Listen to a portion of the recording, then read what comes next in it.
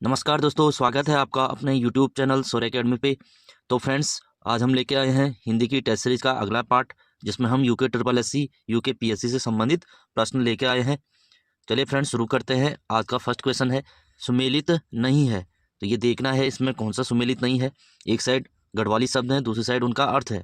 तो पहला है ढसाक। ढसाक का अर्थ होता है हल्का स्पर्श, है ना, धक्का मारना होता है, ढसाक मारना। अगला है जूदाल। तो जूदाल का अर्थ क्या होता है? मंत्र द्वारा फेंके गए चावल। अगला है जागरी। तो जागरी किसे कहते हैं? जो जागरों का विशेषज्ञ होता है या जागर गाने वाला होता है। तो ये भी सही है। और ऑप्शन डी है अंजवाल। तो अंजवाल क्या होता है? अंजलि जिसे कहते हैं, ये भी सही है ना। जब दोनों हाथों को इकट्ठा करते हैं उसे क्या कहते हैं? अंजलि कहते हैं। तो ये भी सही है। तो इसका राइट आंसर हो जाएगा ऑप्शन डी, सभी सुमेलित हैं। नेक्स्ट क्वेश्चन है, अन्वेषण शब्द का सही अर्थ है। देखिए फ्रेंड, जो अन्वेषण है वो दो शब्दों से मिलकर बना है। एक तो अन उपसर्ग है, दूसरा है ऐषण, है ना, ऐषण।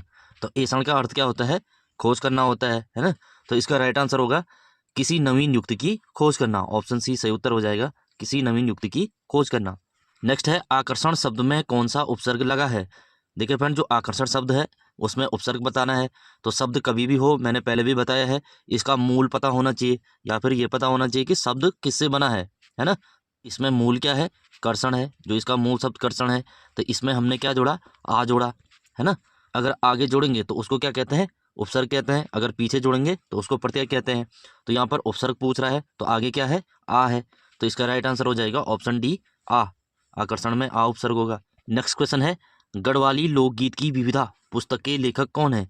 देखिए फ्रेंड, जो यूके ट्रिपल एससी है वो खासकर इस टाइप के क्वेश्चन पूछ रहा है, और आगे भी ऐसे ही पूछेगा, है ना। तो इस टाइप के जो क्वेश्चन है ये आपको याद होनी चाहिए। गढ़वाली लोकगीत की विविधा, ये हमने पहले भी पढ़ाया है ना। तो इसका राइट आंसर हो जाएगा ऑप्शन ए, गोविंद चातक। गोविंद चातक सही उत्तर हो जाएगा। अगर हम गोविंद चातक की एक बुक के बारे में और बात करें तो इनकी बुक है गढ़वाली लोक गाथाएं, है ना। गढ़वाली लोक गाथाएं, ये भी किसकी है? गोविंद चातक जी की है। अगर हम बात करें हरिदत्त भट्ट सैलिस, तो इनकी एक पुस्तक है गढ़वाली भाषा और उसका साहित्य। गढ़वाली भाषा और उसका साहित्य किसकी पुस्तक है? तो हरिदत्त भट्ट सैलिस की पुस्तक है। तो गढ़वाली लोकगीत की विविधा और गढ़वाली लोकगीत किसकी पुस्तक है? तो वो गोविंद चातक की है। ऑप्शन ए राइट आंसर हो जाएगा। अगर हम बात करें मोहनलाल बावुलकर, इनकी एक पुस्तक है गढ़वाली भाषा का विवेचनात्मक अध्ययन। गढ़वाली भाषा का विवेचनात्मक अध्ययन किसकी पुस्तक है? तो मोहनलाल बावुलकर जी की है। इनकी दो तीन पुस्तक और बताई थी मैंने, है ना, वो पिछली क्लास में बताई थी। अगर हम बात करें अबोध बंधु बहुगुणा, तो इनकी है गढ़वाली व्याकरण की रूपरेखा। गढ़वाली व्याकरण की रूपरेखा किसकी पुस्तक है? अबोध बंधु बहुगुणा जी की है। और एक और पुस्तक है इनकी धुएल, है ना। धुएल किसकी पुस्तक है? तो अबोध बंधु बहुगुणा जी की है। ये भी आपको याद रखना है। नेक्स्ट क्वेश्चन है, सुमेलित नहीं है। तो सुमेलित कौन सा नहीं है? तो पहला है सामूहिक नृत्य, यानी कि ऐसा नृत्य जो ग्रुप में किया जाता है, समूह में किया जाता है। तो वो थड़िया भी है ना, जो गढ़वाल में पहली बार मायके आने पर किया जाता है। चौफला, तो ये भी क्या है? सामूहिक नृत्य है ना। दूसरा है देवी देवताओं की स्तुति, है ना, की स्तुति है ये, यानी कि ऐसे नृत्य जिनमें देवी देवताओं की स्तुति की जाती है ना, उनका ध्यान किया जाता है। तो कुर्म देवता के गीत, ये भी सही है ना। कुर्म क्या है? एक देवता है, कुमाऊं साइड का एक देवता है कुर्म। कुर्म देवता का गीत क्या है? तो देवी देवताओं की स्तुति का गीत है। बाल गीत, यानी कि जो बच्चों का गीत है, घुघुती बसुती, ये भी सही है। तो ऑप्शन डी राइट आंसर हो जाएगा, सभी सही हैं। अगला प्रश्न है, निम्नलिखित में से कौन सा शब्द वर्तनी की दृष्टि से शुद्ध है? हमें शुद्ध शब्द बताना है। देखिए फ्रेंड, ये मैंने पहले भी बताया है, जिसको शब्द का मूल पता है, यानी कि किस शब्द से वो मिलकर बना है, तो आसानी से उसमें पर्यायवाची भी बताएगा, आसानी से शुद्ध शब्द भी बताएगा, आसानी से उसमें तत्सम भी बताएगा, है ना। तो जैसे पहला है पुष्पांजलि। अगर इस शब्द को तोड़ेंगे तो ये होगा पुष्प प्लस अंजलि, है ना, पुष्प प्लस अंजलि। तो अब हमने इसको तोड़ दिया, पुष्प से बना है, इसमें हमने क्या जोड़ा? अंजलि। तो अंजलि शुद्ध कैसे लिखते हैं? ऐसे लिखते हैं, छोटी ई की मात्रा आती है, तो यहाँ बड़ी है, तो ये गलत हो जाएगा। अगला है मंत्रिपरिषद। तो मंत्रिपरिषद कैसे लिखते हैं? तो मंत्री परिषद, छोटी ई की मात्रा आती है, मंत्रिपरिषद। तो ये भी आपको ध्यान रखना है। अगर सिर्फ मंत्री लिखेंगे तो तब ऐसे लिखेंगे, मंत्रिपरिषद लिखेंगे तब ऐसे लिखेंगे। अगला है वाल्मीकि।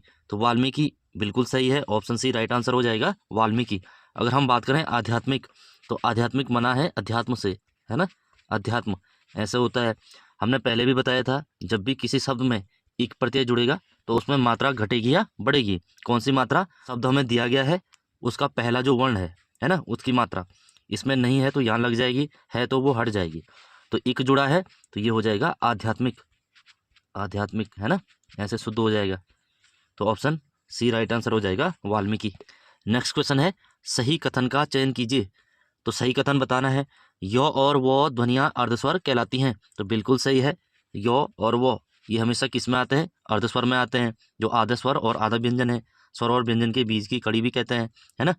अगला है व्यंजन का उच्चारण बिना स्वर की सहायता से हो सकता है। तो ये गलत हो जाएगा। व्यंजन का उच्चारण हमेशा स्वर की सहायता से होता है। देखिए फ्रेंड, जो व्यंजन होता है हमेशा हलंत होता है। जैसे हमने लिखा को, तो ये क्या है? हलंत है। हमने लिखा खो, ये भी क्या है? अपने आप में हलंत है। जब इस पे स्वर मिलेगा, यानी कि अ मिलेगा, या फिर इस पे अ मिलेगा, तब जाके वो पूरा उच्चारित होगा खो, है ना, खो, तब जाके वो क बनेगा। तो बिना स्वर की सहायता से व्यंजन का उच्चारण संभव नहीं है। तो ये गलत हो जाएगा। नेक्स्ट है अवदेश का विग्रह अव प्लस देश होता है। तो इसका संधि पूछ रहा है ना, संधि अव प्लस देश, ये गलत हो जाएगा, है ना। अब संधि विच्छेद क्या होगा? मैंने बताया हमेशा शब्द का मूल पता होना चाहिए, किस शब्द से वो बना है। तो ये बना है अवध से, है ना, अवध। तो अवध में हमने क्या जोड़ा? तो ईस जोड़ा है, ईस। तो अवध प्लस ईस, तो अ प्लस ई बराबर ए होता है ना, अ प्लस ई बराबर ए। तो ये क्या बन जाएगा? अवधेश बन जाएगा, है ना, ए की मात्रा जो लग गई है, अवधेश, ऐसा हो जाएगा। तो इसलिए ये गलत हो जाएगा। और अगला है हिंदी में व्यंजनों की संख्या 60 होती है। तो ये भी गलत हो जाएगा, है ना। हिंदी में व्यंजनों की संख्या कितनी होती है? तो 39 व्यंजन है टोटल। ये भी आपको याद रखना है। नेक्स्ट है घाघरा द्विअर भसरवी औखाण का अर्थ है। देखिए फ्रेंड, यहाँ पर कह रहा है घाघरा, घाघरा होता है ना पहनने का, द्वि यानी कि दो है, और भसरा यानी कि जो फेस है, चेहरा है या फिर शरीर है, वी यानी कि वैसे का वैसा ही है ना, कि घाघरे तो दो है और जो चेहरा है या फिर शरीर है वैसे का वैसा ही है। ओखाण यानी कि ये पहेली है ना, जो लोकोक्ति है उसके लिए कहते हैं ओखाण। देखिए फ्रेंड, इसका जो अर्थ होगा, रूप बदलने से इंसान नहीं बदलता। ऑप्शन ए राइट आंसर हो जाएगा। जब शक्ल ही ऐसी है तो घाघरा 2 पहनो, 3 पहनो, 4 पहनो, कुछ भी पहनो, है ना, तो वैसे का वैसे ही रहेगा। अगला क्वेश्चन है निम्न में से गलत युग्म का चयन कीजिए। पहला है सरकार, अरबी भाषा, ये गलत हो जाएगा। सरकार किस भाषा का है? सरकार हो गया, सरदार हो गया, है ना, हिंदी हो गया, आवाज़ हो गया, आवाज़, ये सारे किसके हैं? फारसी भाषा के शब्द हैं। अगला है किस्मत, तो किस्मत अरबी भाषा की है, बिल्कुल सही है। किस्मत हो गया, वकील हो गया, है ना, वकील, आदमी, औरत, है ना, अदालत हो गया, ये सारे किसके हैं? अरबी भाषा के हैं। अगला है खच्चर, तो खच्चर भी तुर्की भाषा का है। जैसे तुर्की भाषा के और क्या है? कैंची है ना, कैंची हो गया, चाकू हो गया, लाश हो गया, सारे किसके हैं? तुर्की भाषा के हैं। अगला है गोदाम, तो गोदाम पुर्तगाली का है। पुर्तगाली के अगर और शब्द देखें तो साबुन हो गया, साबुन, तौलिया हो गया, बाल्टी हो गया, है ना, बाल्टी के साथ साथ कमरा हो गया, कमरा, गमला हो गया, गमला, साबुन हो गया, है ना, ये सारे किसके हैं? तो पुर्तगाली भाषा के हैं। अगला प्रश्न है केस के पर्यायवाची शब्द नहीं है। केस यानी कि जो बाल होता है ना, बाल, तो बाल के पर्यायवाची कौन से नहीं है? कुंतल होता है, कच भी होता है, चिकुर होता है। तो ऑप्शन डी सभी सही हैं, तो सारे होते हैं। नेक्स्ट क्वेश्चन है जंगल में लगने वाली आग के लिए सही विकल्प चुनिए, है ना, सही विकल्प चुनिए। तो जंगल में लगने वाली आग क्या कहलाती है? तो ऑप्शन बी राइट आंसर हो जाएगा, दावानल, है ना, या फिर वनाग्नि, वनाग्नि भी कहते हैं। वनाग्नि तो ऑप्शन में आएगा नहीं, क्योंकि वनाग्नि अगर कह देगा तो ये आसान हो जाएगा। तो दावानल, जंगल में लगने वाली आग। जठराग्नि, तो जठर यानी कि जठर कहते हैं पेट को, तो पेट में लगने वाली आग, तो जठराग्नि। बड़वाग्नि, तो बड़वाग्नि कहते हैं समुद्र में लगने वाली आग, तो वो हो जाएगा बड़वाग्नि। तो अनल क्या होता है? आग का पर्यायवाची होता है। नेक्स्ट क्वेश्चन है हिंदी की तालव्य ध्वनियाँ हैं। देखिए फ्रेंड, अगर हिंदी की तालव्य ध्वनियों की बात करें तो जो हिंदी वर्णमाला का वर्गीय व्यंजन है, वर्गीय व्यंजन यानी क से लेकर मौ तक, जो मौ लास्ट होता है ना, तो उन्हीं को वर्गीय व्यंजन कहते हैं। यानी कि क ख ग घ गौ, है ना, फिर चौ से शुरू होता है यों तक, है ना, फिर टौ से शुरू होता है तक होता है ना, फिर तौ वर्ग आता है, फिर पौ वर्ग आता है, तब लास्ट में मौ आता है ना। एक वर्ग में 5 आते हैं, है ना, एक लाइन में 5 है, तो टोटल कितने हैं? 25 हैं। तो जो पहला क वाला है, तो क को कहते हैं, ऐसे याद रखना है आपको, के, टी, एम, डी और ओ। तो जो पहला वाला है कंठ्य है, टी यानी कि तालव्य, कौन सा हो जाएगा? चौ वाला हो जाएगा। फिर एम यानी कि मूर्धन्य, यानी कि टौ वाले जितने भी हैं वो मूर्धन्य हो जाएंगे। डी यानी कि दंत्य, तो तौ वाले जितने भी हैं तो वो दंत्य हो जाएंगे। ओ यानी कि ओष्ठ, तो प फ व व मौ, मौ तक जितने भी हैं वो सारे ओष्ठ में आ जाएंगे। तो यहाँ पर क्या पूछ रहा है? तालव्य ध्वनियाँ हैं। तो टी यानी कि जो चौ वर्ग है, तो चौ वाले कौन से हैं? ऑप्शन ए राइट आंसर हो जाएगा, चौ छ जौ झो, तालव्य ध्वनियाँ हैं।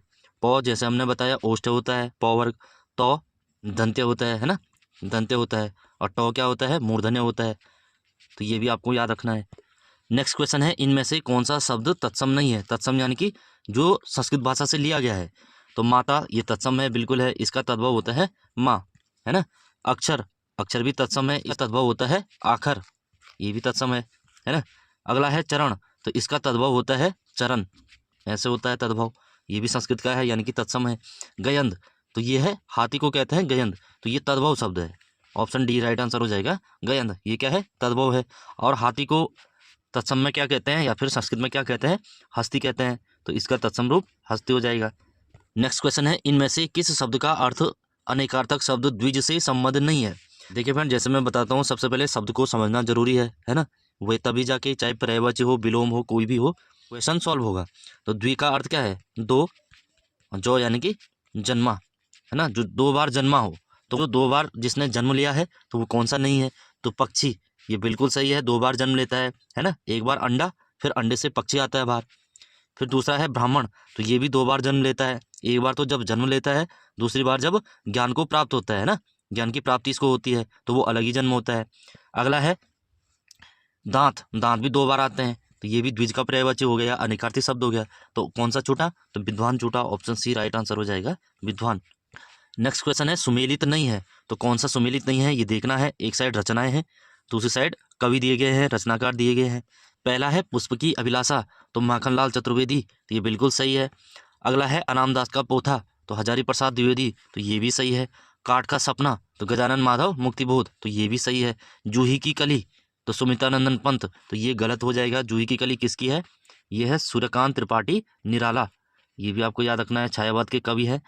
जूही की कली किसकी है, सूर्यकांत त्रिपाठी निराला जी की है। नेक्स्ट क्वेश्चन है, व्यक्तिगत या पारिवारिक पत्र में प्रेषक का नाम व पता कहाँ पर लिखा जाता है। देखिए फ्रेंड, हमने इससे पहले क्लास में बताया था, सामने तो पत्र 4 प्रकार के होते हैं, है ना, ये बताया था, इनके बारे में हो गया था। अगर हम बात करें व्यक्तिगत पत्र, यानी कि ऐसे पत्र जो हम अपने सगे संबंधियों के लिए लिखते हैं, या माता पिता के लिए लिखते हैं, मित्र के लिए लिखते हैं, है ना, तो उसका अगर प्रारूप देखें तो ऊपर दाईं ओर क्या होता है, हमेशा प्रेषक का पता होता है, प्रेषक का नाम व पता, तो ऊपर दाईं ओर होता है। नीचे बाईं ओर क्या होता है, प्रेषित का नाम व पता होता है, प्रेषित का नाम व पता, नाम पता। देखिए फ्रेंड, प्रेषक क्या होता है, जो पत्र भेजता है, और प्रेषित क्या होता है, जो पत्र प्राप्त करता है या जिसको भेजा जाता है। तो क्या पूछ रहा है, प्रेषक का, है ना, तो प्रेषक का कहाँ होता है, ऊपर दाईं ओर होता है, तो ऑप्शन सी सही उत्तर हो जाएगा, ऊपर दाईं ओर। प्रेषित पूछेगा तो नीचे बाईं ओर हो जाएगा, है ना। नेक्स्ट क्वेश्चन है, देवनागरी लिपि का विकास क्रम है, यानी कि जो देवनागरी लिपि है उसका विकास किससे हुआ है।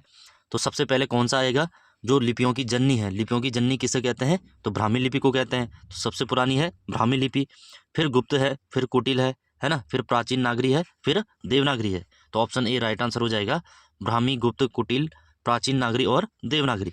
नेक्स्ट क्वेश्चन है, चारु चंद की चंचल किरणें में कौन सा अलंकार है।